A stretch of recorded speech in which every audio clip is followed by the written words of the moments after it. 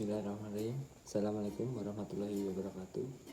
Perkenalkan, nama saya Khairul Anam, NIM 2152111289. Saya berasal dari kelas MBS 1H, Manajemen Bisnis Syariah 1H, Fakultas Ekonomi dan Bisnis Syariah, UIN Raden Majid, Surakarta. Saya di sini akan menjelaskan tentang apa itu pengertian fiskal, cara kerja pengertian fiskal, dan contoh-contoh dari kebijakan fiskal tersebut. Kebijakan fiskal adalah salah satu kebijakan ekonomi terpenting. Mari kita pelajari bersama-sama. Di bidang ekonomi dan perbankan, pemerintah mengeluarkan jenis kebijakan ekonomi, yaitu kebijakan fiskal dan kebijakan moneter. Yang pertama dulu saya akan menjelaskan tentang pengertian kebijakan fiskal.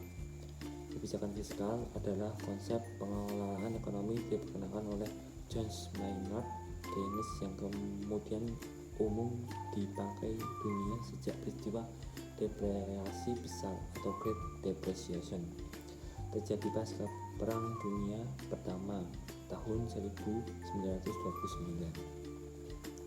Menurut Keynes, pemerintah suatu negara sebenarnya punya hak mengatur pengeluaran dan pemasukan sebuah negara dengan menetapkan pajak dan membuat kebijakan demi ekonomi makro negara. Dari segi definisi, pengertian kebijakan fiskal adalah kebijakan yang diambil pemerintah demi menjaga pemasukan dan pengeluaran negara tetap stabil, sehingga perekonomian negara bisa bertumbuh baik. Lebih spesifik lagi, menurut OJK, pengertian kebijakan fiskal adalah kebijakan tentang perpajakan, penerimaan, utang piutang, dan belanja pemerintah dengan tujuan ekonomi tertentu. Penerapan kebijakan fiskal sendiri di Indonesia sudah ada sejak zaman penjajahan Belanda melalui Indisch Contabiliteit tahun 1944. Undang-undang tersebut kemudian diadaptasi pemerintah guna menyusun kebijakan fiskal di Indonesia mulai proklamasi sampai tahun 1997 sampai 2003.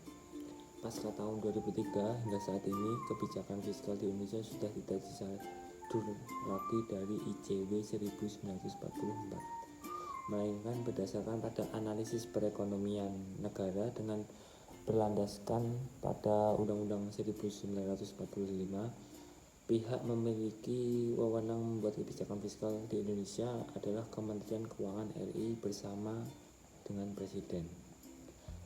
Tujuan kebijakan fiskal selanjutnya, tujuan kebijakan fiskal tadi sudah saya jelaskan tentang pengertian kebijakan fiskal. Sekarang saya akan membahas tujuan dari kebijakan fiskal. Yang pertama, untuk menjaga dan mengembangkan perekonomian negara. Poin pertama, tujuan kebijakan fiskal adalah demi menjaga stabilitas sekaligus mengembangkan kondisi ekonomi negara. Penerapan kebijakan fiskal diharapkan mampu mempengaruhi seluruh sektor ekonomi negara dan memperbaiki masalah di dalamnya, mulai dari sektor korporat, perbankan, hingga usaha mikro. Yang kedua, meningkatkan kualitas SDM atau sumber daya manusia. Tujuan kebijakan fiskal salah satunya adalah meningkatkan kualitas sumber daya manusia masyarakat, terutama dari segi teknologi dan perekonomian.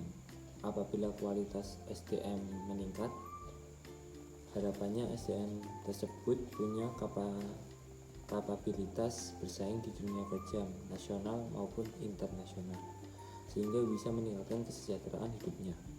Yang ketiga, menjaga stabilitas harga barang. Ada banyak faktor yang mempengaruhi harga barang dalam pasar, mulai dari faktor positif seperti rendah demand sampai faktor negatif seperti terjadinya penimbun dan monopoli. Salah satu tujuan kebijakan fiskal di Indonesia adalah demi menjaga harga barang tetap terjangkau bagi masyarakat dan terhindar dari fluktuasi karena pihak tidak bertanggung jawab. Yang keempat, mendorong investasi. Tujuan kebijakan fiskal yang terakhir adalah untuk menciptakan iklim investasi lebih baik bagi pelaku pasar modal, utamanya investor, sehingga negara bisa memperoleh lebih banyak pendapatan dari pajak usaha tersebut. Selanjutnya, jenis kebijakan fiskal. Jenis-jenis kebijakan fiskal. Dari segi teoritis, jenis kebijakan fiskal di Indonesia terbagi 3, yaitu kebijakan fiskal fungsional, terencana, dan insidental. Saya akan menjelaskan yang pertama, yaitu kebijakan fiskal fungsional terlebih dahulu. Pengertian dari kebijakan fiskal fungsional adalah kebijakan yang diambil demi meningkatkan kualitas ekonomi secara makro dengan dampak yang baru terlihat dalam jangka panjang. Contohnya, kebijakan fiskal fungsional misalnya pemberian beasiswa kuliah yang diberikan kepada kampus-kampus seluruh Indonesia. Selanjutnya, bantuan pendanaan startup dan bantuan-bantuan lainnya.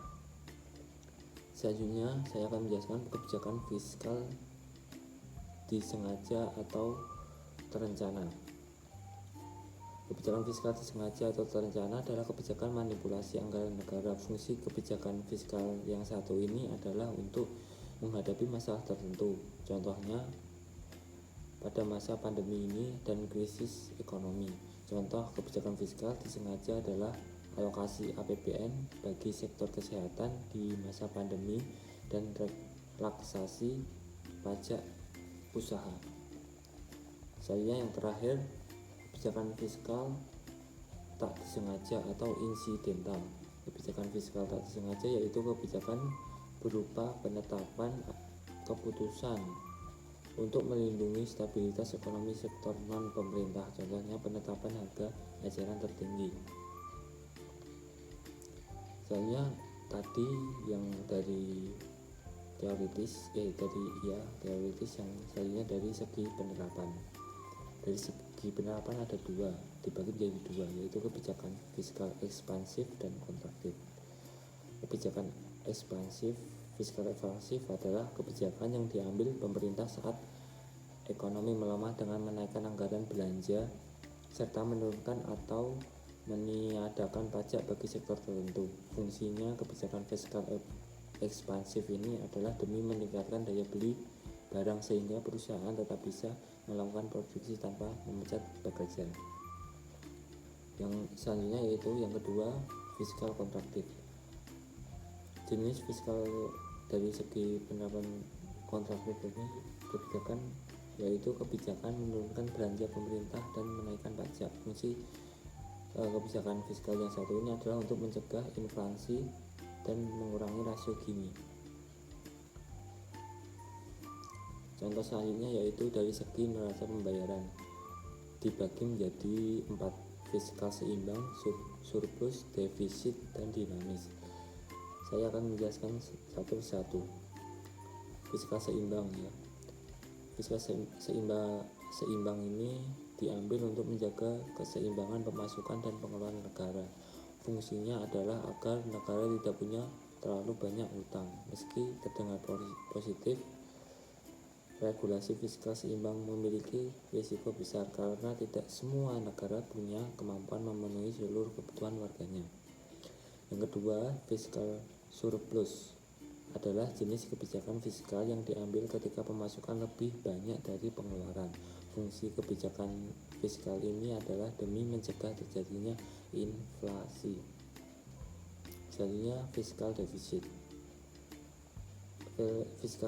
Fiskal defisit adalah regulasi fiskal guna mengatasi kekurangan pemasukan di bidang pengeluaran. Salah satu contoh yaitu adalah hutang luar negeri.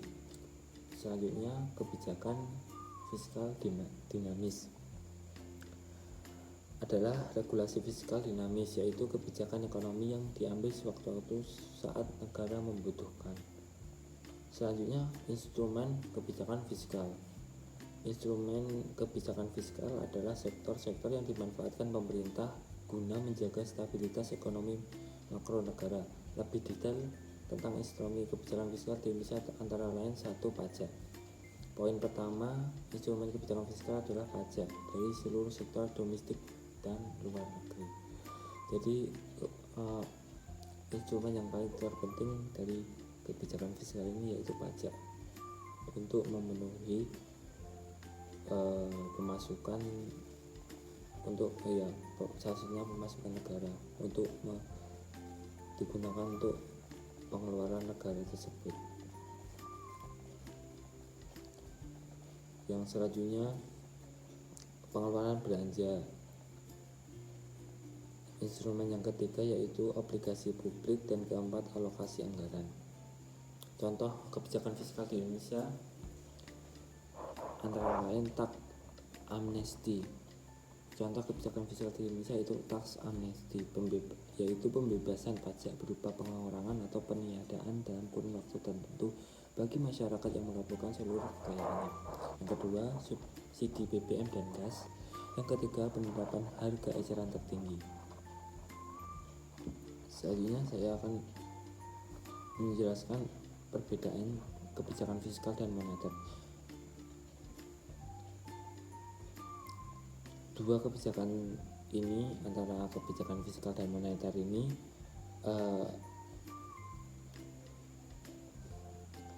kebijakan ini saling terintegrasi dan melengkapi satu sama lain.